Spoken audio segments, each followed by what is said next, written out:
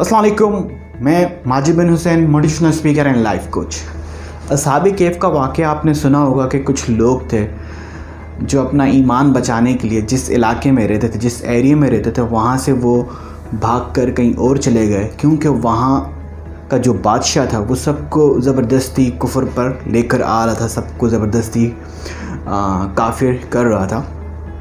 तो इन लोगों ने सोचा कि यहाँ से भाग जाते हैं, कहीं और चले जाते हैं, किसी और इलाके एरिया में चले जाते हैं। यहाँ रहेंगे तो हमारा भी ईमान हमसे छीन लिया जाएगा, हमें भी ज़बरदस्ती काफिर कर दिया जाएगा। तो ये जब वहाँ से निकले हैं, वहाँ से भागे हैं, तो एक कुत्ता भी इनके पीछे पीछे था। तो ये जब एक गार पर पहुँचे और वहाँ ये उन्होंने पनाह ली और आराम के लिए जब लेटे तो ये सो गए। कुत्ता जो था वो गार के बाहर था। तो अब जब ये सोए हैं तो इनकी आंख खुली है 309 साल के बाद। जब ये उठे हैं तो ये एक दूसरे से पूछ रहे हैं कि हम कितने अरसा सोए। किसी ने कहा आधा दिन, किसी ने कहा एक दिन। तो आपस में इनकी बातचीत हो रही थी, तो इन्होंने आपस में डिसाइड किया कि एक बंदा बाहर जाए और कुछ खाने के लिए बाज़ार से ले आए।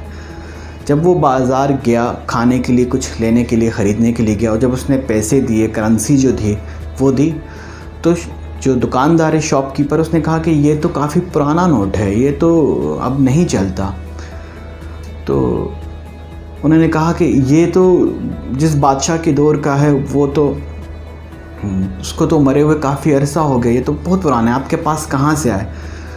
तो ये बंदा जो है वहाँ से निकला और भागा और आकर जो है वो उनके पास पहुँचा और उन्हें बताया कि ये मामला है। कुरान में ये वाक़या मौजूद है और कुरान में ही अल्लाह कह रहा है कि मैंने इन्हें 309 साल सुलाया।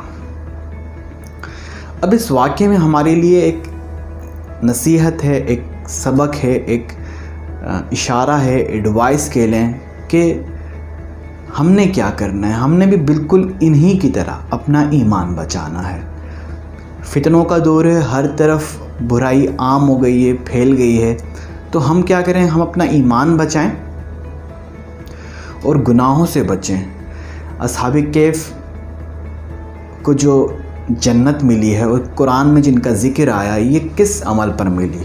क्या इन्होंने बड़ी बड़ी कुर्बानियाँ दी हैं? क्या इन्होंने हज किए, ज़कात दिए, नमाज़ें पढ़ी, कुरान की तिलावत की, या लंबे लंबे रोज़े रखे?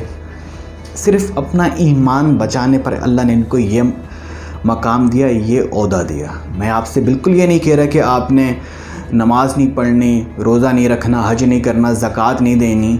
ये तो बिल्कुल बेसिक है, ये तो हमने करना ही है। लेकिन अपना ईमान बचाना भी बहुत ज़रूरी है। इस वाक़े से हमें एक सबूत मिलता है, प्रूफ मिलता है, कि हमें इंडिकेशन मिलती है कि अपना ईमान बचाना भी कितना ज़रूरी है।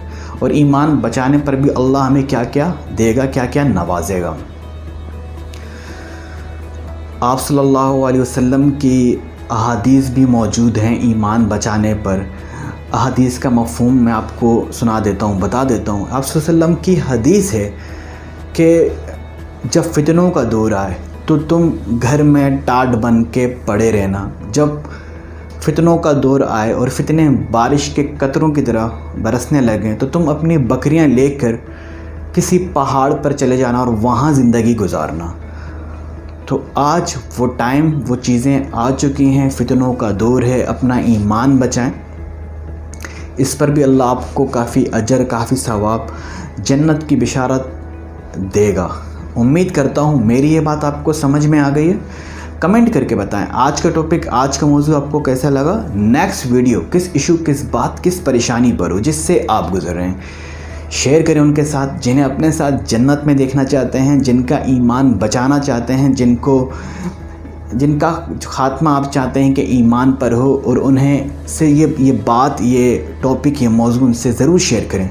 सब्सक्राइब करें मेरा channel for more interesting and educational videos. जहाँ रहें खुश रहें, टेक केयर, अल्लाह हाफिज़।